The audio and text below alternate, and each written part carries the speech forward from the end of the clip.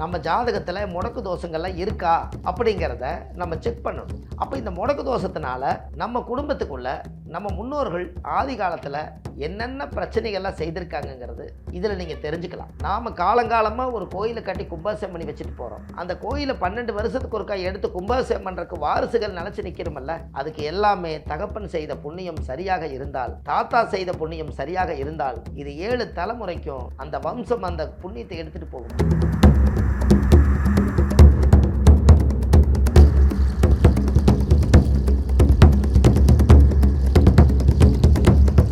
அனைவருக்கும் வணக்கம்.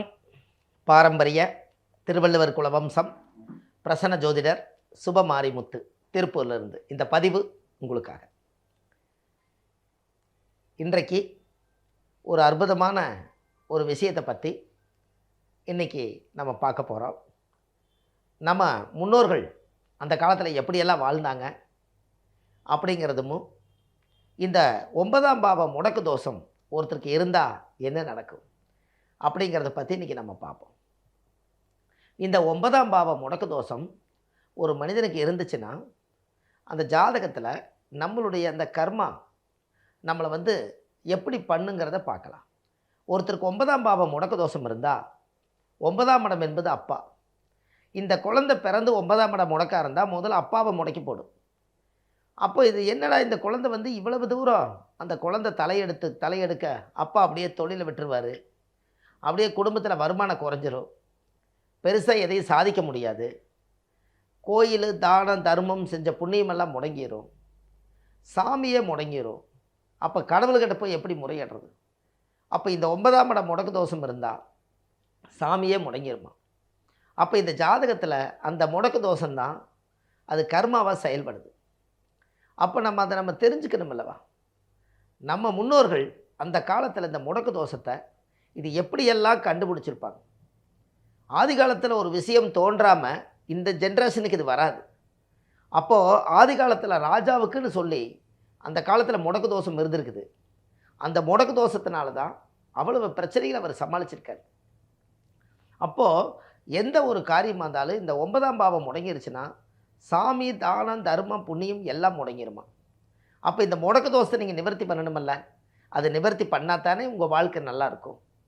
அப்போ கண்டிப்பாக உங்களோட வாழ்க்கையில் ஒரு பெரிய மாற்றங்கள் வரணும், ஒரு தெய்வீகமான ஒரு யோகம் வரணும்னா கண்டிப்பாக நீங்கள் இந்த முடக்கு தோஷத்தை நிவர்த்தி பண்ணணும். அதுக்கு முதல்ல உங்கள் ஜாதகம் வேணும். முதல்ல உங்கள் ஜாதகத்தை எடுத்து நீங்களே செக் பண்ணுங்கள். நம்ம ஜாதகத்தில் முடக்கு தோஷங்கள்லாம் இருக்கா அப்படிங்கிறத நம்ம செக் பண்ணணும். அப்போ இந்த முடக்கு தோஷத்தினால நம்ம குடும்பத்துக்குள்ளே நம்ம முன்னோர்கள் ஆதி காலத்தில் என்னென்ன பிரச்சனைகள்லாம் செய்திருக்காங்கங்கிறது இதில் நீங்கள் தெரிஞ்சுக்கலாம். அப்போது இந்த 9ஆம் இடம் முடக்காக இருந்தால் அந்த காலத்தில் யாரோ ஒருத்தர் கோயிலை கட்டியிருப்பார். அதை நான் தான் கட்டினம்பார். இன்னொரு ஆள் இல்லை பொது கோயிலும்பார். அப்போ நான் கட்டின கோயிலை நானே பூட்டிடுறேன் அப்படின்னு இவர் கோயிலை பூட்டிடுவார். சாமிக்கு வழிபாடு குறைஞ்சி போயிடும், பூஜைகள் குறைஞ்சி போயிடும், அந்த அந்த ஆச்சார அனுஷ்டானம் குறைஞ்சிரும். கடவுள்கிட்டேருந்து வரக்கூடிய சக்திகளை அவங்க சேகரித்து வைக்கிறதுக்குள்ளாமல் மனிதர்களை தடுத்து போடுவாங்க. இப்படியெல்லாம் செஞ்சால் கடைசியில் இந்த கர்மா கொண்டு போய் எங்கே விடும்? இது ஜாதக ரீதியாகவே நம்மளுக்கு அந்த பிரச்சனைகள் உருவாகும் அல்லவா? அப்போ இந்த முடக்கு தோஷங்கிறது ஒரு மனிதனுக்கு நல்லா தெரிஞ்சுக்கணுமில்ல. அப்போ இந்த முடக்கு தோஷத்தை நம்ம சரியாக பண்ணிட்டோம்னாலே ரொம்ப நல்லாயிருக்கும். அப்போது இந்த முடக்கு தோஷத்தை சரி பண்ணலின்னா நம்ம ஜாதகத்தில் இப்படியே தான் நம்ம லாக் ஆகிருப்போம். அதனால தான் 9ஆம் இடம் முடக்காக இருந்தால் அப்பா முடங்கிடுவாருங்கிறது இதுதான் காரணம். அப்போ அந்த முடக்கு தோஷத்தை நிவர்த்தி பண்ணுறதுக்கு உண்டான கோயிலை கண்டுபிடிக்கணும். அந்த கோயிலை கண்டுபிடிச்சி 5 விளக்கு தீபம், சாமிக்கு தேங்காய் பழம் மாலை கல்கண்டு வாங்கி அர்ச்சனை பண்ணி அந்த கோயிலில் போய் அந்த முடக்கு தோஷத்தை நிவர்த்தி பண்ணிட்டா அடுத்த லெவலில் நீங்கள் வந்துடுவீங்க. அப்போ ஜாதக ரீதியாகவே நம்மளுடைய முன்னோர்களுடைய கர்மா தானே, அந்த ஊழ்வினை தோஷம் தானே.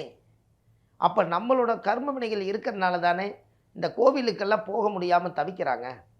நம்ம பாரம்பரியம் அந்த காலத்தில் சாமியை மதிக்கலினாலோ, சாமிக்கு சரியான பூஜை புனஸ்டானங்கள் செய்யலினாலோ அதனுடைய விளைவுகள் எல்லாம் சேர்ந்ததான் 9ஆம் இடம் முடக்கு. அப்போ இந்த 9ஆம் இடம் முடக்கு தோஷம் ஒரு மனிதனுடைய வாழ்க்கையில் எவ்வளவு கஷ்டத்தை கொடுக்குதுன்னு பாருங்கள். அப்போ ஜாதக ரீதியாகவே நம்மளுக்கு இந்த கர்மா இருக்கா இல்லையா? அப்போ எந்த ஒரு காரியமாக இருந்தாலும் நம்ம வாழ்க்கையில் அசுர வளர்ச்சிக்கு வரணும். அது அசுர வளர்ச்சிக்கு வரலைன்னா அடுத்த அந்த தோஷம் என்ன பண்ணும்? நம்மளோட வாழ்க்கையில் அடுத்தடுத்த லெவலுக்கு போகணும் அல்லவா? ஏதோ ஒரு கர்மம் நம்மளை தாக்குது, நம்ம அதை தெரிஞ்சுக்கணுமல்ல. நம்ம முன்னோர்களுடைய சாபம் தான் இது முடக்கு. நம்ம முன்னோர்களுடைய சாபம் இல்லைன்னா அந்த முடக்கு தோஷம் வேலை செய்யாது. அப்போ கண்டிப்பாக நம்ம அதை செய்யணும் அல்லவா? அடுத்த தலைமுறைக்கு நீங்கள் கொண்டு போய் சேர்த்தணும்னா நம்ம ஜாதகத்தை சுத்தப்படுத்தி வைக்கணுமல்ல. நம்ம குழந்தைகள் அடுத்த தலைமுறைக்கு கோயில் முடங்கி போகக்கூடாதல்ல. நம்ம ஏற்றி வச்ச விளக்கு அமையக்கூடாதல்ல. நாம் காலங்காலமாக ஒரு கோயிலை கட்டி கும்பாபிஷேகம் பண்ணி வச்சுட்டு போகிறோம். அந்த கோயிலை 12 வருஷத்துக்கு ஒருக்கா எடுத்து கும்பாபிஷேகம் பண்ணுறதுக்கு வாரிசுகள் நினச்சி நிற்கிறோமல்ல. அதுக்கு எல்லாமே தகப்பன் செய்த புண்ணியம் சரியாக இருந்தால், தாத்தா செய்த புண்ணியம் சரியாக இருந்தால், முப்பாட்டை கொள்ளுப்பாட்டை செஞ்ச புண்ணியங்கள் சரியாக இருந்தால், இது 7 தலைமுறைக்கும் அந்த வம்சம் அந்த புண்ணியத்தை எடுத்துகிட்டு போகுமா? அந்த காலத்தில் ஒரு முடிசூடுவாங்க, கேள்விப்பட்டிருக்கிறீங்களா? நம்ம தாத்தாவுக்கு அப்புறம் அப்பாவுக்கு வச்சாங்க அந்த முடிசூடுறது, அதுக்கப்புறம் மகனுக்கு வச்சாங்க, அப்புறம் இப்போ பேரை வர்றாங்க. இது எப்படி வருது? அந்த காலத்தில் தாத்தா அத்தனை ஊருக்குள்ளேயும் தாட்டியமா இருந்து நல்ல பேர் புகழை சம்பாரித்து இன்னாருடைய வம்சம்னு சொன்னால் கையெடுத்து கும்பிடும்படி ஒரு பெரிய அளவுக்கு இருந்தால் தான் வாரிசுகளுக்கு அந்த முடிசூடக்கூடிய புண்ணியம் கடைசி வரைக்கும். அவர் செஞ்சு போட்டு இடப்பட்ட காலத்தில் வேற ஆளுக்கு விட்டுட்டாங்கன்னா நீங்களே விட்டு கொடுத்ததுக்கு சமம் அந்த புண்ணிய காரியத்தை. அப்போ இந்த முடிசூடுறது ஒரு காலத்தில் ஜாதக ரீதியாகவே காலங்காலமாக வருதா இல்லையா உங்களுக்கு? அப்போது இதெல்லாம் தானே நீங்கள் தெரிஞ்சுக்கணும். உங்கள் வாழ்க்கை ரொம்ப பிரமாதமான வாழ்க்கை அல்லவா? மனித பிறவி சாதாரண பிறவி இல்லை. என்னையும் படைச்சது கடவுள் தான், உங்களையும் படைச்சது கடவுள் தான். இதை மாற்று கருத்தெல்லாம் ஒன்றும் இல்லை. தாய் தந்தைகள் மட்டும்தான் இங்கே மாற்றப்படுது. ஆனால் மனித ரூபம் என்பது ஒன்று தானே. அப்போ தாய் என்னை பெற்றது ஒரு தாய், உங்களை பெற்றது ஒரு தாய், உங்களை பெற்றது அப்பா, என்னை பெற்றது அப்பா. இந்த மாற்று வேறு வேறையாக இருக்கலாம். ஆனால் பிறவி எல்லாத்துக்கும் 2 கண்ணு, 2 மூக்கு, ஒரு வாயு, 2 காது, இது எல்லாம் இருக்கா இல்லையா? அப்போ நீங்கள் 9ஆம் பாவம் முடங்கிருச்சுன்னா உங்கள் வாழ்க்கையில் அடுத்த லெவலுக்கு எப்படி போக முடியும்? ரொம்ப சிரமப்பட்டு போயிடுவீங்களே. அடுத்த லெவலுக்கு உங்களால் போக முடியாமல் ஆயிருமே. இந்த கர்மாவை எல்லாம் கழிக்கத்தானே இந்த பூமியில் நம்ம பிறந்தோம். இதை நம்ம சரியாக செய்தோம்னாலே வாழ்வது ஒரு முறை, வாழ்த்தட்டும் தலைமுறை. ஒரு கோயிலில் போனால் ஒரு தீபம் போடுங்கன்னு சொன்னேன். முற்பிறவியில் செய்த பாவங்கள் எப்பிறவிக்கும் தொடராமல் இருக்க, இப்பிறவியிலேயே தந்தை வழியில் வந்த கர்மாவணிகளும், தாய் வழியில் வந்த கர்மாவணிகளும், தாயுடைய கர்ப்பத்திலிருந்து இந்த பூமிக்கு கொண்டு வந்த கர்மாவணிகளும் இன்றோடு நிவர்த்தி ஆகட்டுன்னு விளக்கேற்றுங்க. அந்த இறைவனே உங்களை பார்த்து ஆசீர்வாதம் பண்ணுவார். இதை வாழ்வது ஒரு முறை, வாழ்த்தட்டும் தலைமுறை. காலங்காலமாக நீங்கள் வாழ்ந்து உங்கள் புண்ணியத்தை நீங்கள் தேடி வைக்கிறீங்களே, அதுதான் புண்ணியம் செய்வதற்கே புண்ணியம் செய்திருக்க வேண்டும். அப்போ ஜாதகத்தில் நம்மளுடைய கர்மான்னு ஒன்று இருக்குது. அதை சரி பண்ணலைன்னா அது பாதிப்பாயிரும் அல்லவா? ஏன்னா உங்கள் முன்னோர்களுடைய ஆசீர்வாதம் கண்டிப்பாக நம்மளுக்கு வேணும். அடுத்த தலைமுறைக்கு அதை கொண்டு போகணும். இல்லாட்டி அது வீணாக போயிடும்.